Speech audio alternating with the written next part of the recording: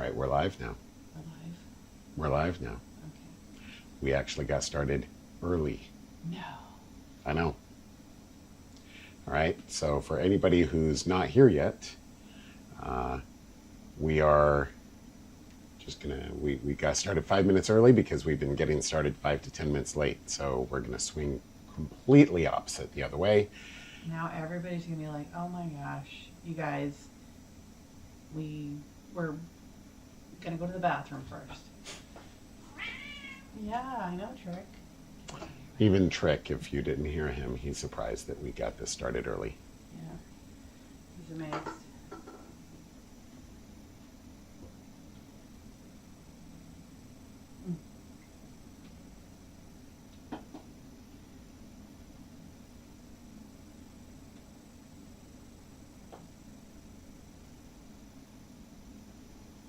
My son is singing in his room. Love him to death. Well, whoever's here, looks like we got 2 people. I don't know yet how to look to see who's joined. It just says 2 viewers. I don't know who those viewers are. And over here on YouTube, over here, I don't know how to look to see who's joined. Nobody on YouTube yet.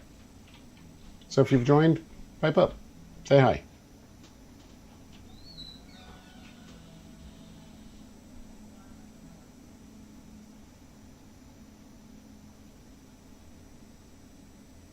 We're going to get started in just about 3 minutes or so. Give people time to actually join.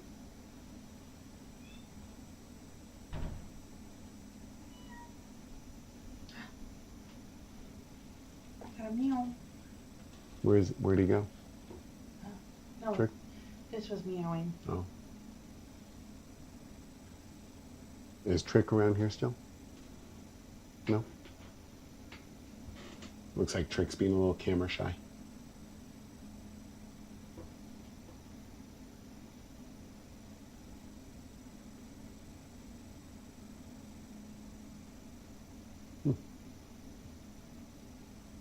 Would you like to close the door? Sure. Sure, I'd love for it to get nice and warm in this room. Yeah, cozy. Don't make me blow out the spray.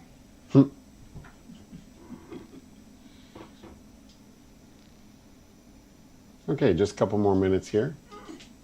Don't want to get started too early. Why not? We got quite a bit to go over. Some learnings from the 9-ball World Qualifiers. Some changes for 8-ball World Qualifiers. And of course the World Qualifier, 8-ball World Qualifier bracket draw. Really excited. I really wish I could figure out how to see who's here. In the chat? No, I don't see that.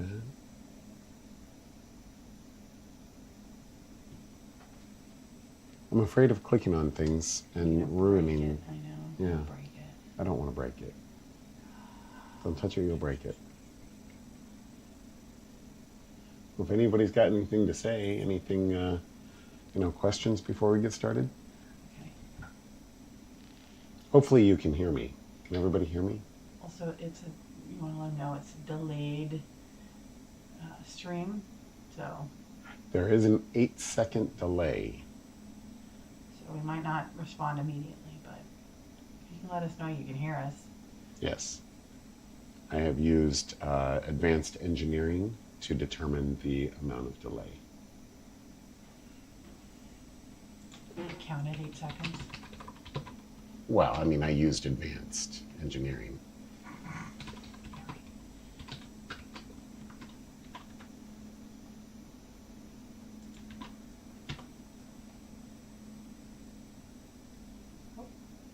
Excellent. They can hear us? They can hear us. Oh. I'm going to put the bracket link in the chat here. There's Facebook. And there's YouTube. Well, it's 6 o'clock. Ta-da! Yay. Hey, Justin. Perfect. We did adjust where we place the microphone, so hopefully that's easier to hear. Well, let's go ahead and jump straight into the bracket draw. Oh. Just dive right in. Ooh. Yes, we know what's coming here. The tiles must be randomized. So He said he randomized it, but I don't believe it, so. I think everybody wants to see the randomization of the tiles whenever you're ready. Go ahead. Oh, gotta love that randomization. That's definitely randomized. I heard the randomization. Okay, so we're just gonna go down the list here for the teams straight up with bad ideas. This was a good idea to do the live draw, but we're gonna start with bad ideas. Go ahead and give me the first number, if you'd be so kind. 24. 24.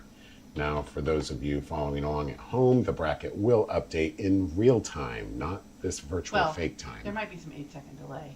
No, the bracket's going to update in real time. Our audio is in and video is in 8-second delay. Okay, let's go down to the bottom with questionable shooters. Okay.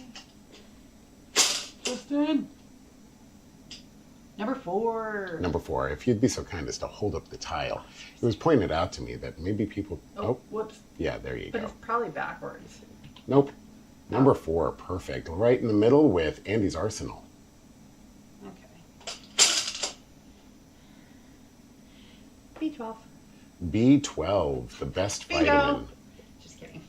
Okay, let's go a little bit up above, Avenging Eagles.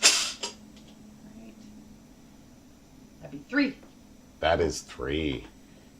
Okay, and a little bit down below with the Unstoppables. 28. 28. And let's go straight back in the middle with Pocket Rabbits. Alrighty. Number 9. Number 9. And let's go all the way down to the bottom with Reckless Behavior. Oops. That didn't quite count. 17. 17. Okay, and let's go straight up to the top with Bandits. Number 7. 7. And let's go back down to the bottom with Just for Fun. I'll send him out. 21. I don't know why I said I. 21. And let's go to the top with Pumped Up Kicks. 19. 19. Perfect. And let's go back into the middle with Chaos Crew. 27. 27. Perfect. Funny, they are all coming up. And let's go down here with Goodfellas. 31. 31. Okay, and let's go a little bit to the top with Family Affair. Okay, they are all coming out upside down. It's even a surprise to me. Then you must not have randomized them. 29. 29. No, it's just weird. Yes, very weird. Rack 'em and Weep. Oh, that one came up. 16. 16. And let's go stay in the middle with Chalk and Awe. OC. Number 11. 11.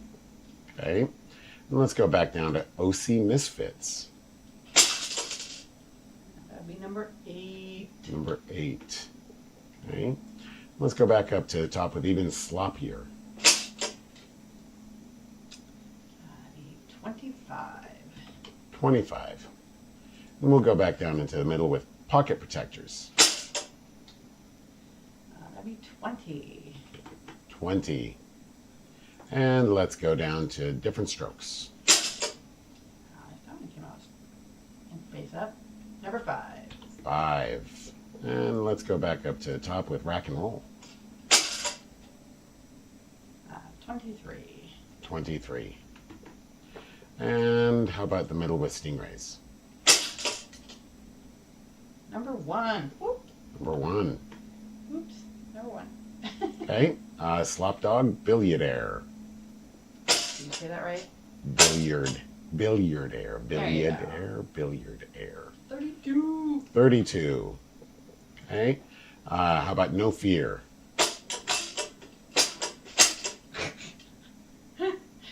13. 13. And then finally, let's get weird. It's weird, all right. Number 15. 15. Okay, the bracket is drawn now. All the slots are filled. And if you've been following along in real time, we have some teams that have a first round bye. That's going to be Stingrays, Different Strokes, Pocket Rabbits, and No Fear. And then in the second winners bracket, we have first round bye, Rackless Behavior, Just for Fun, Even Sloppier, and Family Affair. Okay, so let's talk about this bracket. All right, 9 ball. We attempted to get 5 rounds of play in on Sunday. That did not happen. We tried to synchronize the winner's bracket, winner's side round, with the last chance bracket.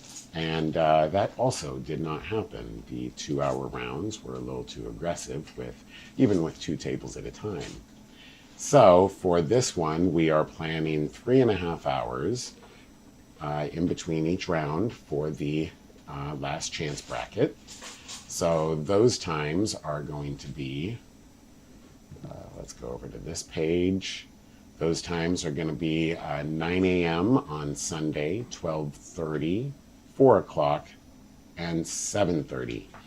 And we are just going to straight up right out of the gate reschedule that final match for Tuesday at 6:30 p.m. The winner's side, in order to get the sequencing right and be able to do 2 tables at a time on the last chance bracket right away on Sunday morning, we need to run the winner's side also on Saturday night. So there will be 3 rounds on the winner's side, and those are 1 table at a time, 5-hour rounds, 9 a.m., 2 p.m., and 7 p.m. That 7 p.m. round, we cannot play all the 8 last chance matches at 7 p.m. and 4 last chance matches at 4 winner's side matches at 7 p.m. all at Wichita. They only have 11 tables. Even if we used 11 tables, that would be really tight. That would be cramped. So it's already cramped. Oh, so cramped. So what we're going to do is we are going to have those 4 winner's side matches Saturday night at Midway. They have committed to giving us tables 9, 10, and 11, and 12 right up at the very top. They run a 64 bracket tournament on Saturdays, and by 6:30 they will have those 4 tables available for us. So is that the one that's closest to the window? That's the ones closest to the window, right up at the top. So recommendation is if you want to bring a cooler pair of clothes. So because it'll be warm. Yes, for anybody who is at Midway this last 9-ball World Qualifiers definitely knows that there's something going on with the AC. So they have to use the front rate AC. So they have to use the back AC at its full power and try and push that cool air up to the front. What that ends up doing is causing about a 20-degree, we're probably being a little over dramatic there. Not really. A significant temperature difference between the down below and the up top. So for those 3rd round winner side matches at Midway, 7 o'clock, you'll definitely want to bring some lighter yes, Chad. Bring some lighter clothes to stay cool.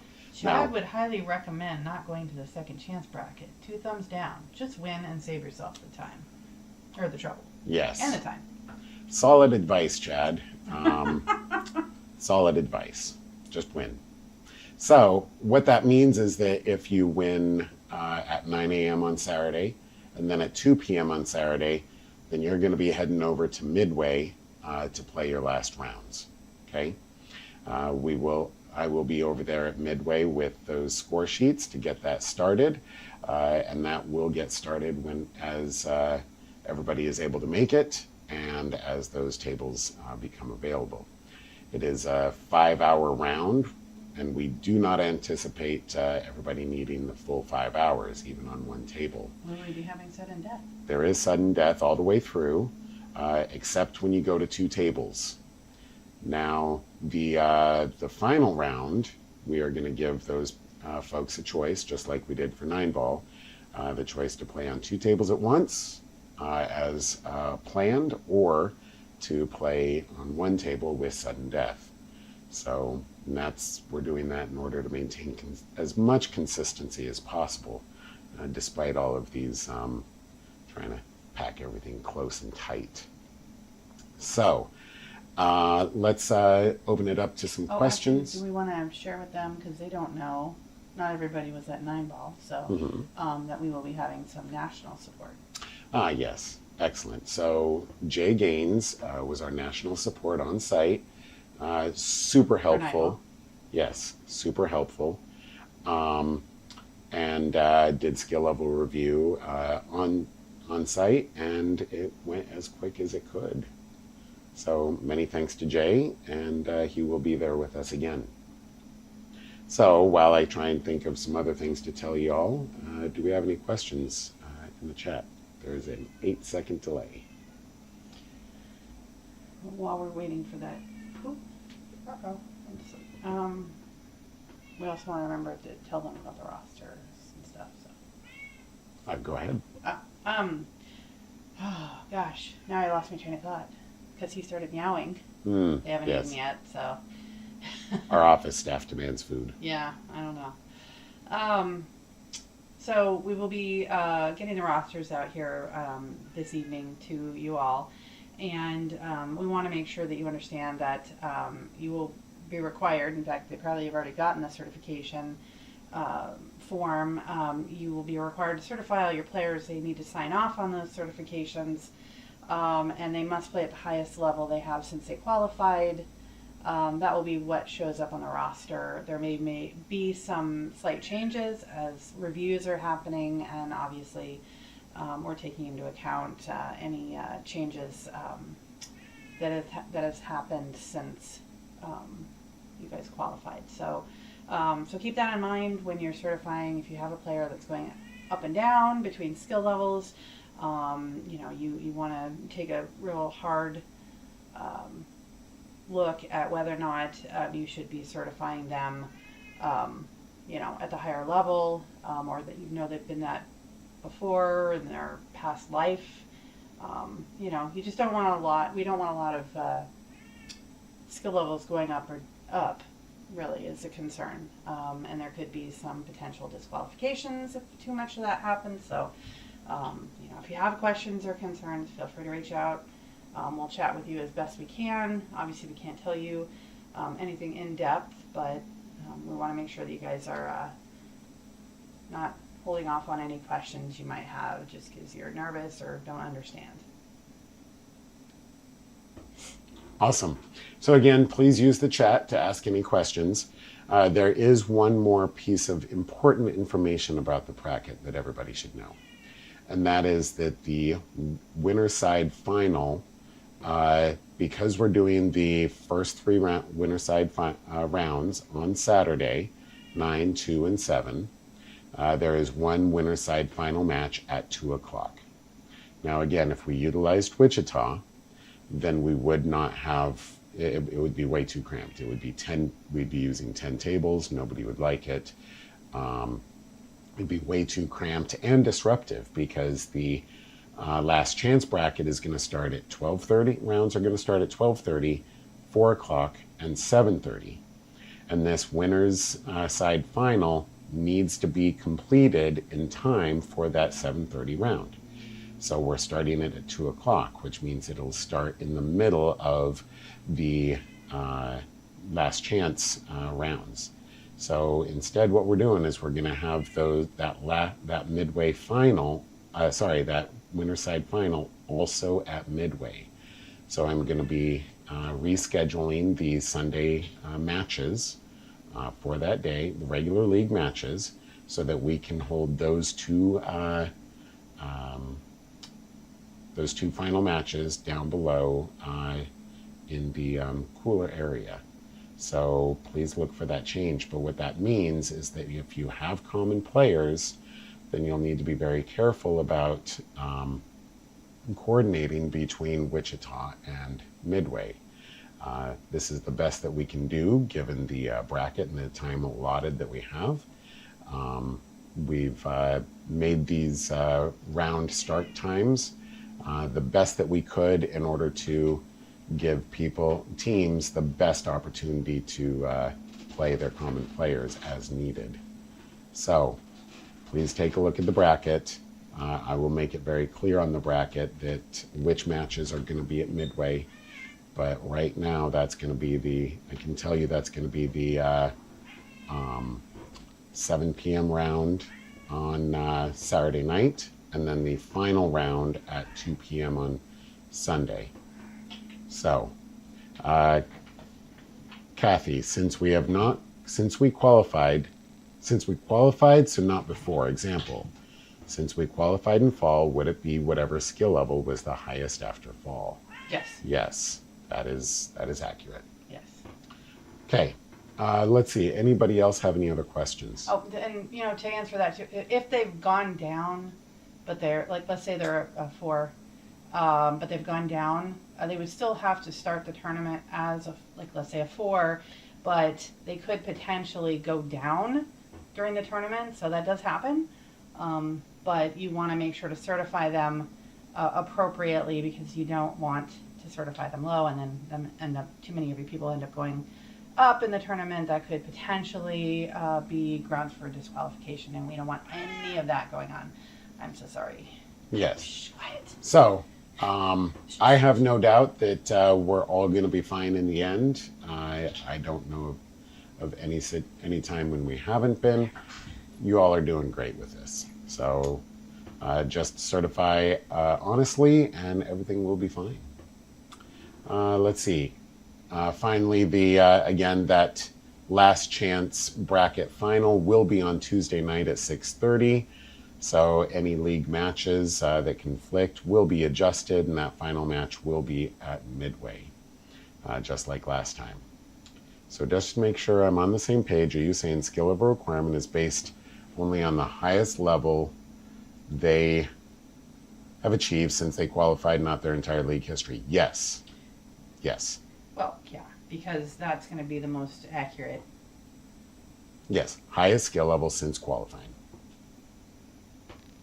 Perfect. Anybody else?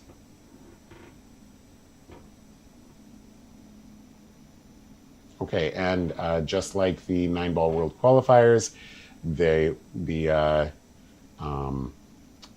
loser of that final last chance match will earn $500. We are qualifying three teams, 2 in the winners brackets and 1 on the last chance bracket. So Dina, as it comes to Tuesday, ultimately, once we get down to the final 2 teams, we can adjust that as needed. Tuesday was picked for consistency, but we need to get it done ASAP because of Nationals guidelines.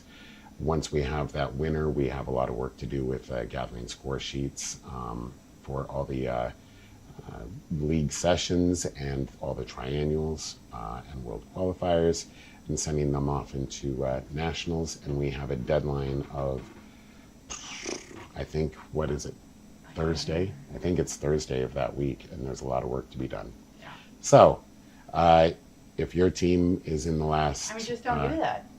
Just win. Chad's advice. Yeah, Chad's advice. Chad's advice. But if it comes down to it, we are flexible and will be doing working with both teams to do what's best for them. Okay? This is naturally difficult due to double elimination. So Michelle and I would greatly appreciate any and all email feedback, whether regarding double elimination, if this is something that everybody prefers, or if modified single elimination is something that everybody would prefer.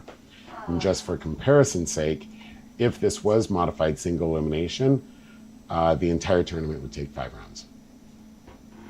Yeah. So that would be 3 rounds on Saturday and 2 rounds on Sunday, and then we'd be done. And win or lose, you would have the rest of your Sunday. So we'd greatly appreciate any and all feedback as it pertains to double elimination versus modified single elimination for tournaments. So your rosters are based on the spring roster, even though you qualified with the fall roster. Yes, Kathy, that is correct. Those are going to be the people that are going to be playing in the World Qualifier. So yes, that's, yeah. Okay.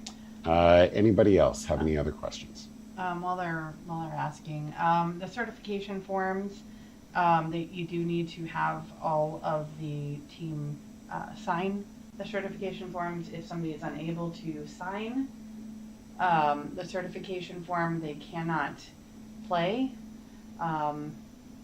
until they have signed. So, which means they will be removed for the first round, and then of course, if they come in later, they may potentially be available for other later rounds as long as they sign. But they do need to have signed the certification form before they can play. So that's why we want to get it out as quickly as possible. It was difficult with 9-ball because we didn't get it out in time. So we want to make sure that you guys get it and get it signed and get it back to us beforehand, because that will hold up the start if too many people bring them in with them on that day, because a review has to be done and adjustments need to be made, and then score sheets will need to be reprinted. So we really prefer to come in with the score sheets already printed out and ready to go. Yes. So what that means is 9 o'clock on Saturday morning, if somebody is not able to be there to sign their certification, they can come in and sign their certification in the middle of that round and be eligible to compete in the 2 o'clock round or later. Also, when it comes to this skill level certification forms, where I've been doing a lot of brainstorming about how, from a software perspective, to make this a lot easier.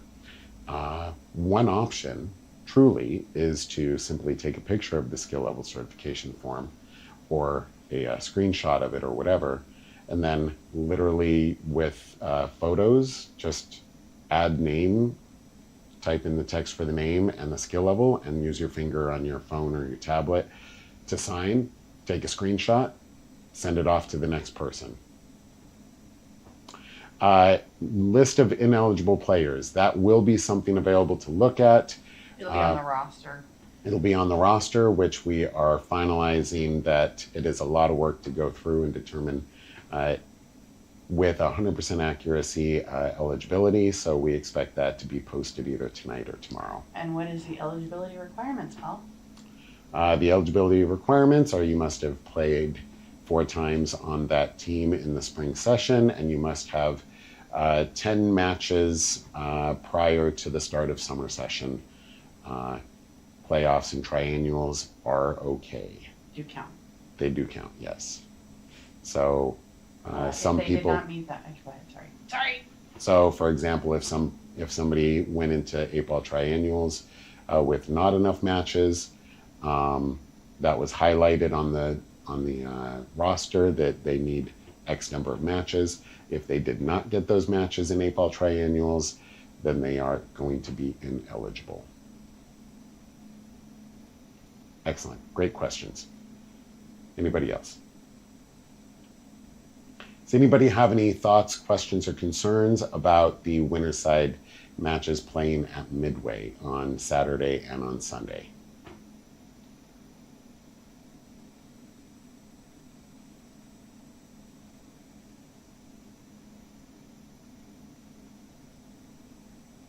There's an 8-second delay, so I'm going to sit here awkwardly. You have pregnant awkwardly. pauses. I do. But you're talking very slowly and enunciating, and I'm so proud of you. I got certified In speaking, in speaking. Yes. Trick doesn't buy it. Yes. Oh. Okay. Let's see if, okay, there was an issue with the bracket for 9-ball World Qualifiers by where the seating was not correct. We were able to adjust that. The 8-ball bracket has not been adjusted yet, so do not fret. I will fix that before I do anything fun tonight. You do fun things? No, Okay. just pool. Oh, and creating apps. Creating lots of apps, yes. Question about the rules. Regarding the use of chalk on the table, the rule is ambiguous about using it as reference for aiming. Could you please clarify if it is permitted to or not to use chalk as an aiming marker on the table? So you may place a piece of chalk on the non-felted surface of the table. So yes, you can. You may also use house chalk to mark your pocket. It is not recommended. As it could be ambiguous. It can be ambiguous. You can only have one pocket marker on the table at a time, so if you end up with 2 pieces of house chalk on the table, that is ambiguous. If you mark your pocket with house chalk, and then you reconsider your shot, and you absentmindedly chalk your cue, and then you put that chalk not by that pocket, and then you shoot, then you have not marked your pocket. Please also remember that sportsmanship prevails, and that, okay, yes. Sorry. It's okay. His Remember face. that sportsmanship prevails, and not marking your pocket is not an automatic loss of game. It does require your opponent to call loss of game. Okay? So do with that, take that as you will, but that is the rule. So please, everybody, let's not get anywhere close to it. Mark your pockets. Okay? Let's see. Make sure to take care of your bar staff at Midway. Yes, 100%. Please take care of the bar staff. And Midway and Wichita, they're hustling for our food and our drinks. They do a lot for us. A note about Wichita. Anybody who's been at Wichita knows how cramped it can get. And, you know, the vast majority of the time, people have been doing a good job in sharing the space, sharing the tables, pool tables, the actual tables and chairs.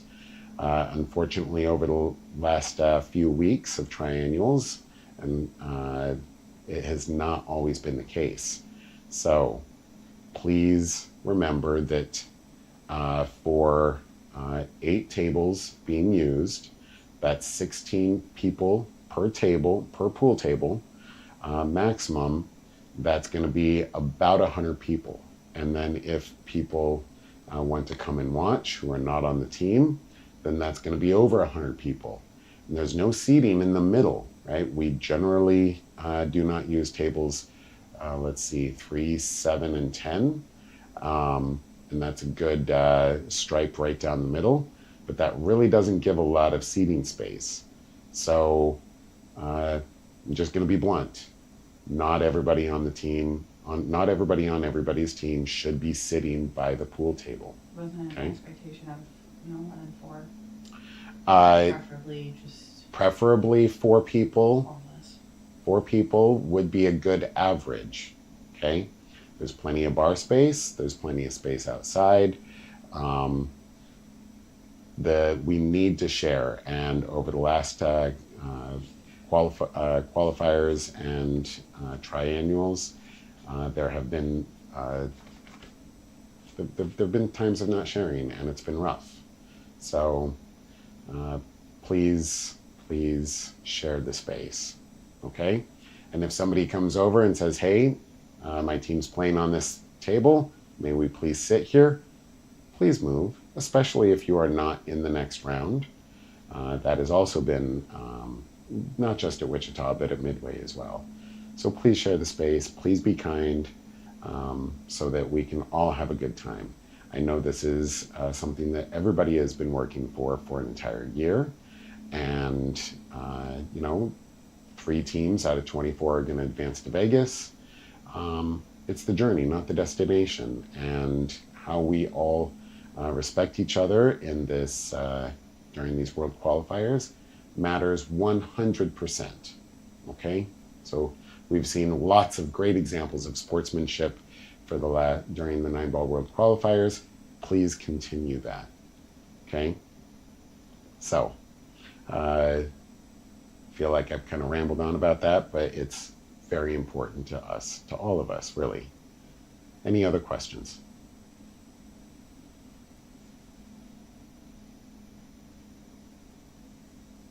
And not to take away from what you said, Chad, I feel like I started there and then I kind of deviated off. 100%. Please take care of the staff. They're taking great care of you. They're working hard for you. If they're slow, it's because they've got a lot of work to do. Please be patient and please be kind. Will the end of session party this weekend allow people's kids? If I recall correctly, and I will check on this, the session and the upstairs is open to minors during the day. So I will double check with Midway about that. The down below, I do not believe is open to minors at all, ever.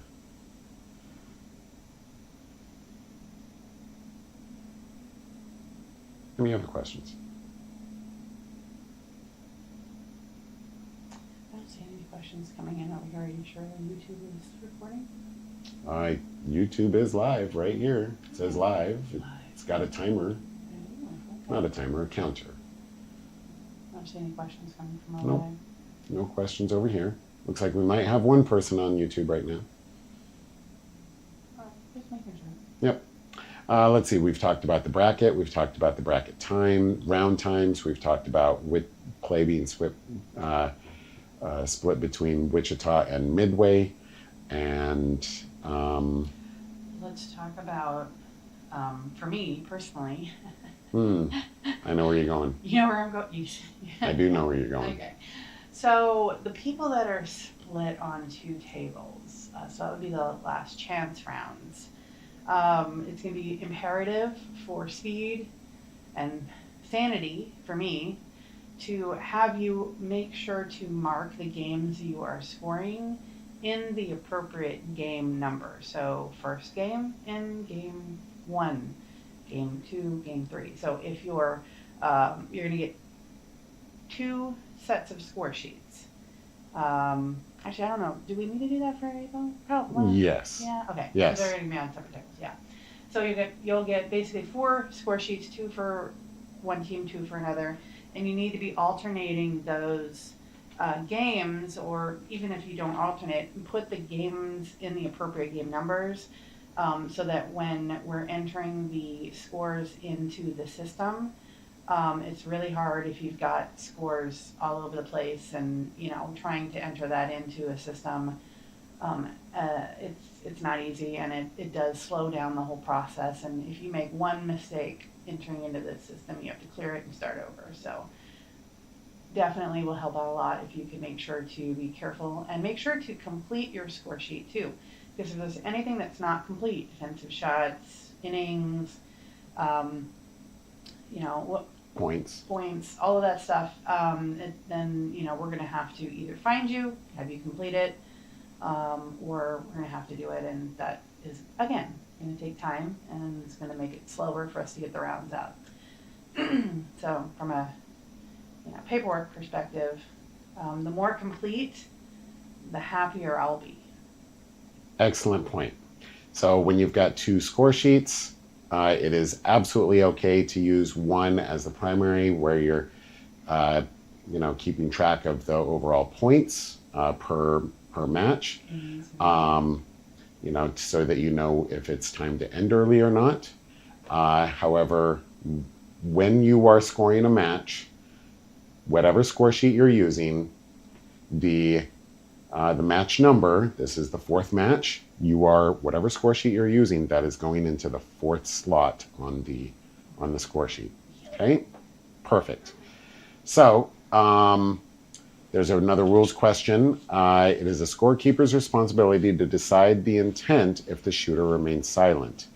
To avoid confusion, could you confirm that no one else, not spectators or other players, has the authority to overrule the scorekeeper or the shooter's declared intent during a match?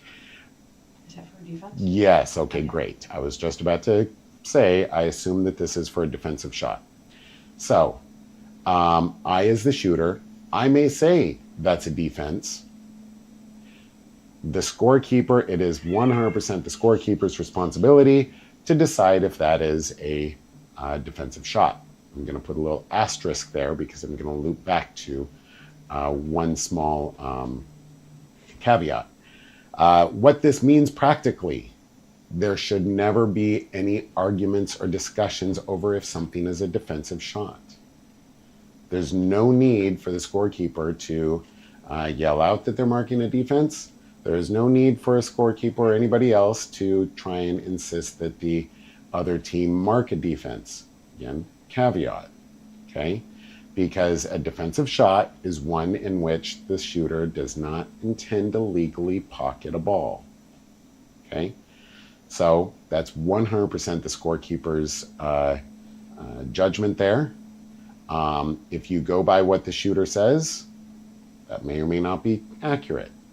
The scorekeeper needs to be watching the match the entire time and asking themselves every shot, did they mean to legally pocket a ball? And it's going to be interpretation because we're not in the shooter's head, and nor do we want to be. That would be scary.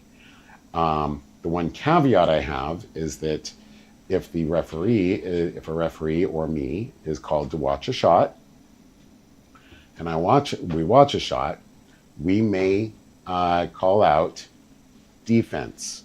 In that case, that is being ruled as a defensive shot, and you should mark that as a defensive shot. Okay? Referees and me and other staff are always keeping an eye out, watching the scorekeepers keep score, and if we see something that we believe is absolutely a defensive shot, and the scorekeeper doesn't mark it, then we will go and we will tell the scorekeeper, please mark that defensive shot. If that happens more than once or more than a lot, then we as the referee and tournament staff, director, whatever you call us, we will use a red pen to go start marking defenses for you. Now, please remember that all these score sheets will be sent into nationals, and they will see those red pens. We would only go over there and mark a defensive shot with a red pen if it is clearly a defensive shot. Okay?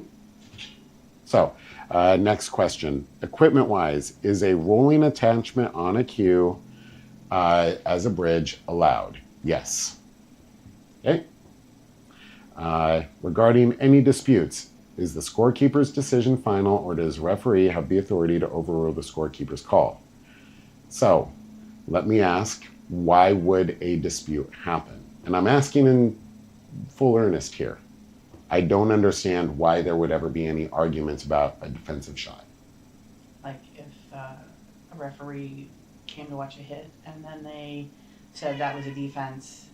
Yep, definitely covered that part. Okay. If I come over and I watch a shot and I say defense, that means mark a defense, okay?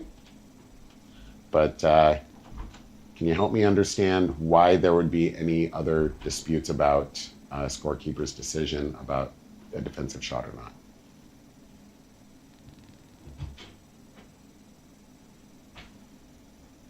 And again, there's an 8-second delay, so I just have to sit here awkwardly. Well, that's not difficult for you. No. By the way, Trigg said he's done. Oh, It's far too warm in here and he wants dinner. yes. We really should get more man up here. Okay. Now, there's a small trick I'm using here. I'm using exaggerated facial expressions to kind of mark because I'm watching the stream, so I know when what I've just said actually comes across.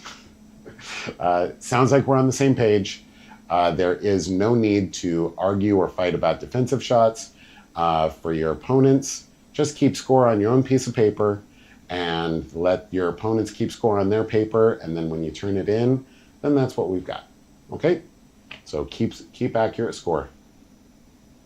Any other questions?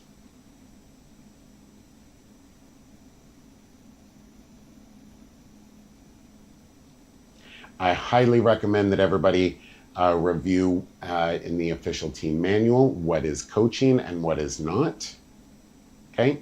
And please remember that when it comes to a timeout, especially in these higher tense tournaments, a timeout is when you call a timeout. Please avoid just simply walking up to the table and people being like, what are you doing? Is this a timeout? I don't know if this is a timeout. Okay? Please avoid that. Please clearly call timeout. Use that timer. Put that on the table so that everybody can see as it starts to go down. Now, it is absolutely good sportsmanship to just gently call out, hey, it's about time. Okay? Because I know as a coach, I've definitely gotten into a situation where I go up at the table and I think I know what I'm going to, advice I'm going to give. And then I end up standing there for 20 seconds looking bewildered. And then I start talking to the player and then I've run out of time and somebody says, hey, you've got 5 seconds left or something like that. Okay. Please remember that timeouts are to be limited to 1 minute. Going over time a little bit is not like if the last grain drops and I'm still up at the table and I say one last word, that is not a foul. That is not a loss of game. That is not anything. Okay. That is anything not listed as a foul or a loss of game in the official team manual is a sportsmanship. So please, if any sportsmanship issues do arise, please notify me or Michelle immediately. Okay? Also, how many timeouts do they get? That's a great question. There is 1 timeout per person per rack, regardless of skill level. Skill level 2s and skill level 3s now only get 1 timeout at this level, and that is exactly what will happen in Vegas.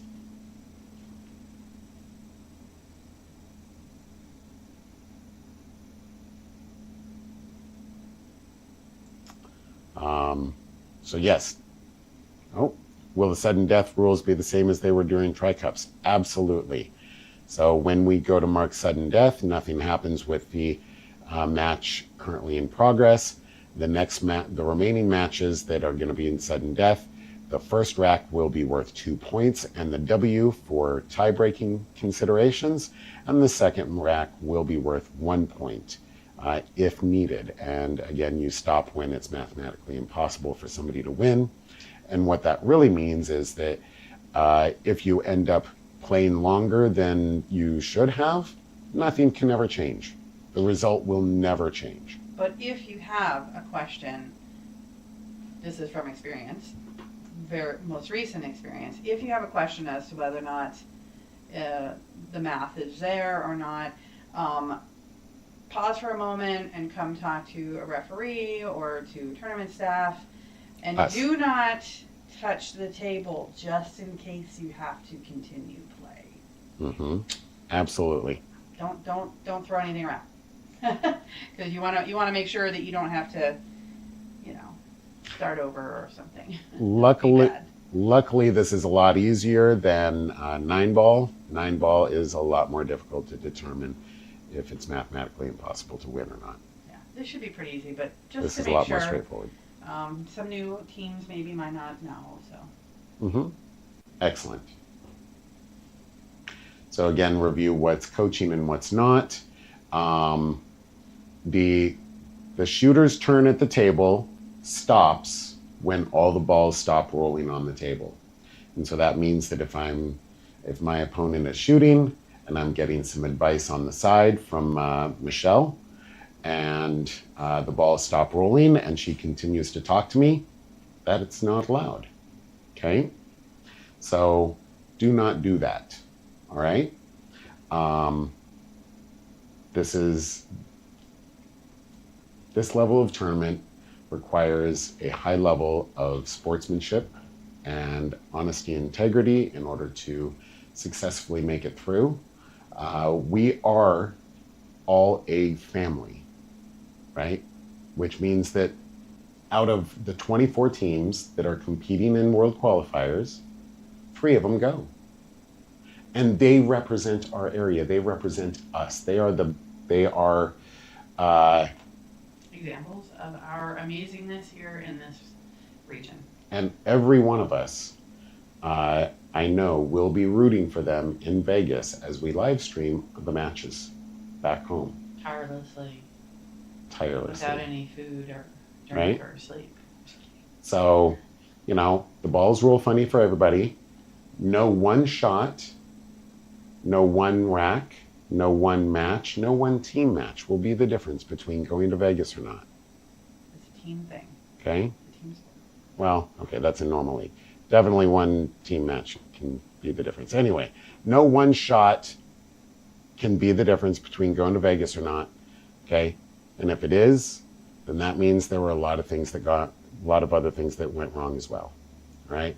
We are all here. Nobody's getting rich or famous. This is an amazing opportunity. But only 3 of our teams are going. And those 3 teams, we are all going to be supporting and rooting on as they are in Vegas. Okay, last question. Rule regarding player interaction. In this big tournament, if my player finishes their turn and steps away from the table while the opponent is shooting, are they allowed to talk to our teammates? Or is all the communication strictly prohibited throughout the entire duration of the match? Want to be clear on whether simple conversation between teammates during the opponent's turn is allowed, or if there's a zero communication policy we must follow at all times. This is an excellent question. And you're going to get a different answer for World Qualifiers than you will for Vegas. Because in Vegas, the shooter is actually going to be sitting away from the team. And the only time that shooter can talk to anybody from that team is during their own timeout or during their opponent's timeout. However, in this, you are absolutely allowed conversation while it is not your turn at the table. Okay? That should stop. That should stop when it is no longer your opponent's turn at the table. And that's when all the balls stop rolling. When there's no more rolling balls on the table, that means that a ball has come off. The last rolling ball has come off the table, gone into a pocket, flown off the table, or your opponent has picked up the ball. Okay? Let's not do too much of that. The tables are tight. Please don't launch balls off the else. tables. Okay? So there is not a zero communication policy.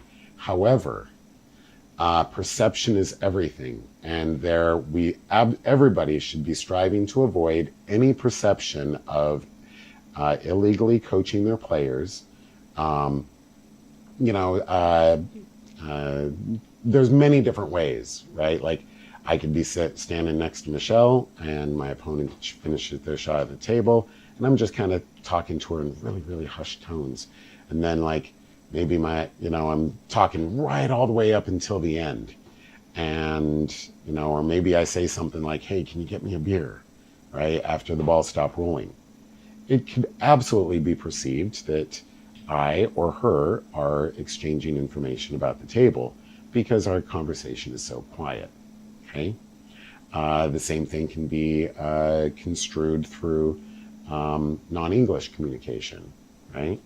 So please be very aware of that. There should be no coaching unless that it is during a timeout. And that means nodding, signaling to the player, to the shooter, kind of pointing, doing any of that. So we should all be striving to eliminate any possibility of perception of illegal coaching at all through this tournament. Okay? It's on every one of us to reduce the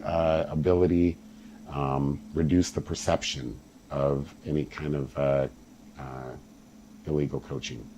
Does that answer your question? Sportsmanship issues. Yeah. Does that answer your question? Right. Now I'm going to wait 8 minutes. 8 seconds. Like 8 minutes. No, not 8 minutes. Bye. I'm going to feed the cats before they before they order DoorDash? Yeah, pretty much. Okay, so we've talked about the bracket, the winner's side, 3 rounds. The last round on Saturday is going to be at Midway. The final round is going to be at the next day at 2 p.m., so they all get to sleep in. And then the losers of that winner's bracket, winner's side final round will head back over to Wichita to play at 7:30. And, 7:30 start time is going to be a little variable just to make sure that everybody gets back there in time. Okay. And then the final match of the last chance bracket, tentatively scheduled for Tuesday, will be negotiated with the teams in the final match of the last chance bracket. And again, they'll be given an opportunity to decide to go to one table with sudden death or 2 tables without sudden death, to match what we did for 9-ball World Qualifiers, and an open invitation for everybody to send us feedback in email about double elimination versus modified single elimination for World Qualifiers. Okay, lots of great stuff. I feel a lot more prepared for this one than for, we had another one. I missed it. For men, the skill level is set to 3, even if they're normally a 2. No, that is true for Vegas, though. Vegas does not allow any male skill level 1 or 2. Okay. Well, with that, this is all on the internet for posterity, on YouTube, and on our Facebook, although Facebook will delete the video after a certain amount of time. And as always, you can call Michelle and I directly or text us. If you go to spmapa.com, there's a button right at the top that says text us, and that opens up a group chat to the both of us, our new Android business phones. We're still figuring out. At least I am. Yes, and I'm conflicted. I've always been an iPhone guy, and I kind of like Android a little bit. Uh-oh. Nope. All those Apple people are going to hurt you. All right. Thank you, everybody, for your time. Thank you, guys. Please don't hesitate to reach out. Again, sportsmanship prevails. Please get those certification forms in as soon as possible, so that we don't have any delays starting the tournament Saturday morning at 9 a.m. I already got one, too, by the way. We have 2 of them. Oh, I didn't see the other one. And please do arrive. Wichita opens up pretty early, so you can get there at 8 o'clock or earlier, I think. I think they actually open up at 7. You better double-check that. Better double-check that. You don't want to say No, 7, and then no. somebody shows up at 7, they'll be like, Paul! But, okay, so to be clear, are you saying that players can talk about non-game topics, but any talk related to the match, even if it's not coaching, is prohibited? Please confirm where you draw the line. So the key thing here is coaching. If you review the official team manual, which I'm just going to pull it up really quick here so that we are absolutely on the same page. It is at spmapa.com. Click on the rules cat, and then click on the official team manual. There is a PDF version, and there is a searchable version. This one does link to the brand new one, which does not actually apply to this tournament, but I can tell you, having reviewed it, the rules on coaching have not changed. There are some interesting changes, but that is not one of them. So I was hoping to have gotten to that spot by now. I have not, and I'm just going to keep talking until I find that spot. Coaching, page 29. Scrolling. Okay. Coaching is defined as giving advice to a teammate during their turn at the table. What constitutes as coaching is sometimes open to interpretation, Therefore, when your opponent finishes their turn, you are advised not to continue talking to your teammates. Go to the table and begin your turn. So that is what is advised. Now, strictly speaking, note 1, a timeout must be called before coaching begins. So that's where we go back to what I said earlier of don't just walk up to the table and make people ask if you're given a timeout. Clearly call a timeout. Okay, ineligible players cannot coach or participate in a group consensus. Okay, and comments that relate to the game situation are considered coaching. For example, but not limited to, which ball to shoot, where to leave the cue ball, whether to shoot hard or soft, whether to use English, whether to play defensive. Examples not considered coaching are telling a player if they have solids or stripes, telling a player to mark the pocket when shooting the 8-ball, reminding a player, nope, that's 9-ball, not going to talk about that one, giving advice or placing the cue ball before the break, reminding a player to chalk up, telling a player a foul has occurred, answering a player's question about concerning the rules. However, if there is a rules question, please just simply call a referee or me. Comments such as good hit or nice shot, conversations with or comments to a player when it is not their turn at the table. Okay, so please review that. So yes, you are correct. You can talk about non-game topics, but any talk related to the match, like what I just said, which ball to shoot, where to leave the cue ball, whether to shoot hard or soft, whether to use English, whether to play safe or defensive, or anything similar to that is coaching that is prohibited. Okay? Okay, but I think what they're asking is if it's during the other opponent's shooting and they're not. If it is not their time, if it is not your player's turn at the table, you can tell them anything. Like, hey, if that person defenses you, then, do this or that.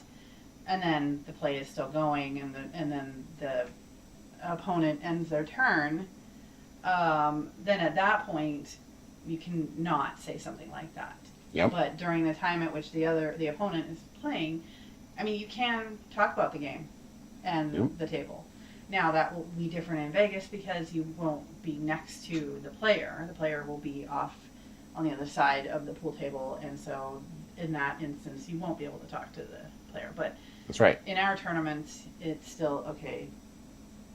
And strictly speaking, the line is when the balls stop rolling. Now, if you're pushing it all the way up to the line, then you can be perceived as to be giving advice when it's not allowed. And you might be like, well, I said the last syllable, I said the last sound right as the ball was still rolling and it just stopped. And nobody's ever going to be able to say, to confirm or deny that, right? But so it just doesn't look good.